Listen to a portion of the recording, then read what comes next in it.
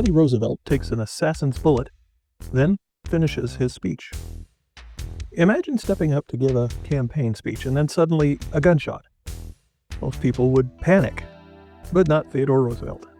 No, he had places to be, things to say, and apparently a bullet in his chest wasn't going to change that.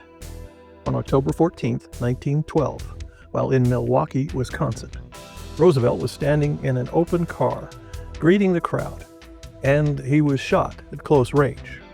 But instead of collapsing, he then went on to give a 90-minute speech, all while still bleeding. But here's the kicker. If a few tiny details had been different, he wouldn't have lived to tell the tale. This is a story packed with twists and turns you won't see coming.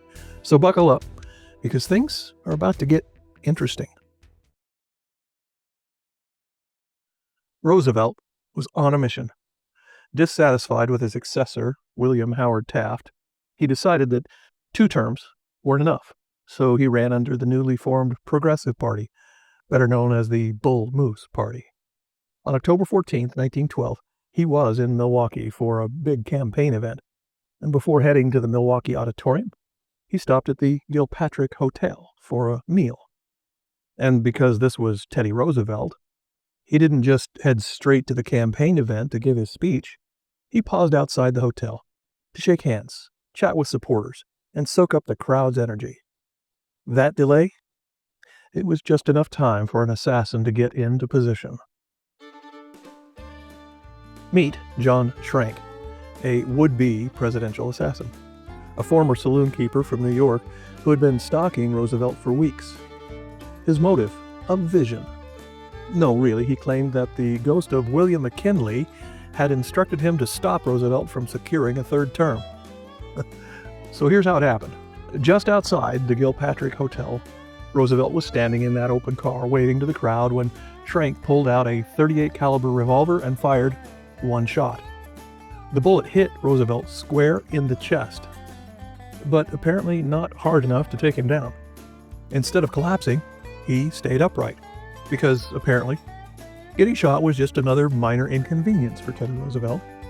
This guy they named the Cuddly Teddy Bear after seems to be the early version or prequel for Chuck Norris.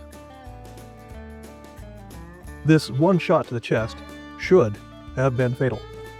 But the bullet had to get through a few things first. A thick overcoat and suit jacket, a 50-page double-folded speech, a steel eyeglass case, and a pair of eyeglasses. By the time the bullet finally hit Roosevelt's chest, it had lost just enough momentum to lodge in his muscle instead of puncturing his lung or heart, which, considering Roosevelt's track record, was probably about as disruptive as having to try and read his speech with shattered eyeglasses. Annoying, but hardly worth stopping for. His first reaction? In an attempt to determine the severity of his own injury, Roosevelt coughed. The cough produced no blood. Good news. This meant his lung hadn't been punctured, and apparently his heart was still beating. Also good news. So Teddy was ready to keep going. The crowd, in full outrage mode, was about to rip Schrank apart, but Roosevelt, still standing, noticed the outraged scrum around Mr. Schrank, so he ordered them to stop. "Bring him here. I want to talk to him," he said. The request wasn't granted. Security had already seized Schrank. But imagine getting shot and wanting to have a word with the guy who did it. What was he planning to say to this wannabe assassin? "Excuse me, sir, but I believe you may have just rudely interrupted my campaign. And, by the way, you might want to work on your marksmanship, as it seems you're striking the target a bit to the right." Classic Roosevelt. His aides insisted that he go to the hospital. But Roosevelt insisted on giving his scheduled speech first. As he walked to the Milwaukee Auditorium, he took the podium and held up his .38 caliber perforated speech and said, "Friends, I shall ask you to be as quiet as possible. I don't know whether you fully understand that I've just been shot." Then he pointed to the bullet hole. Because nothing says unshakable leader like having a bloody gunshot wound for the masses to see. And because he was Teddy Roosevelt, he went ahead and delivered his 90-minute, thoughtfully written, newly ventilated, prepared speech. without his reading glasses.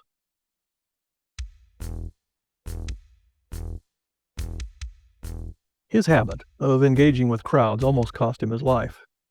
Roosevelt was always engaging with crowds. That spontaneity is what gave Schrank the opportunity to get to him and fire. But here's the twist. He also prepared and carried his speech, which ended up slowing the bullet. His poor eyesight meant that he had a steel eyeglasses case ready in his pocket, which further blocked the bullet's impact. A few small changes could have brought about a very different outcome. It was a cold day. He was prepared by wearing several layers of clothing to stay warm. A shorter speech, less mass for protection from the bullet. Perfect eyesight. No metal eyeglass case to deflect the shot. And a slightly different angle, the bullet might have hit his heart instead. Well, Woodrow Wilson ultimately won the three-candidate race in the 1912 election, defeating both Roosevelt and incumbent President Taft. But if Roosevelt had died that day, would the election have played out differently?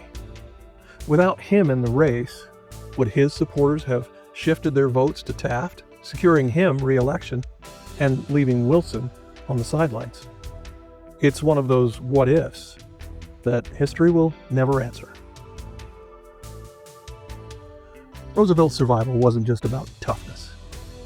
It was about a series of lucky details. A few layers of fabric, some folded pages, and a metal case turned a deadly shot into a footnote in history. In Roosevelt's own words, it takes more than that to kill a bull moose. Survival isn't always about sheer toughness. Sometimes it's about quirks, habits, and sheer luck as they intertwine to turn a deadly moment into one that isn't. So here's the ounce. Roosevelt's story reminds us that preparation, instinct, and a little bit of luck can change everything. But which matters most? Preparation ensured that he carried that bulky speech and eyeglass case. Instinct kept him calm and in control. And luck?